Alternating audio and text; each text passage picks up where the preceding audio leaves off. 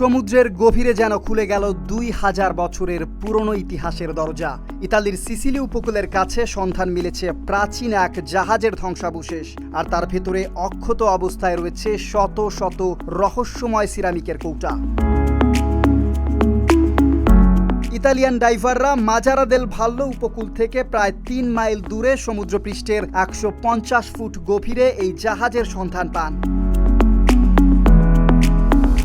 ধারণা করা হচ্ছে জাহাজটি খ্রিস্টপূর্ব ২য় কিংবা প্রথম শতকের। এর ভেতরে পাওয়া কৌটাগুলো পরিচিত M4 নামে। প্রাচীনকালে এগুলো মূলত মদ পরিবহনে ব্যবহার করা হতো বলে ধারণা করা হচ্ছে। ডুবুরি জেলে জিয়াকোমো ডে মোলা প্রথমে তার নৌকার স্ক্যানারে পাথরের মতো কিছু দেখতে পান। কৌতূহল থেকে পানির নিচে নামতেই চোখে পড়ে শত শত কৌটা। তিনি জানান, দৃশ্যমানতা খুব ভালো না থাকলেও কাছে গিয়ে দৃশ্যটি দেখে তিনি বিস্মিত হয়ে যান। এরপর দ্রুত বিষয়টি সংশ্লিষ্ট কর্তৃপক্ষকে জানান। জানা গেছে জাহাজটি প্রায় ৭০ ফুট লম্বা এবং ৬ ফুট চওড়া, আর এর ভেতরে থাকা কৌটাগুলো এখনো বেশ ভালো অবস্থাতেই রয়েছে।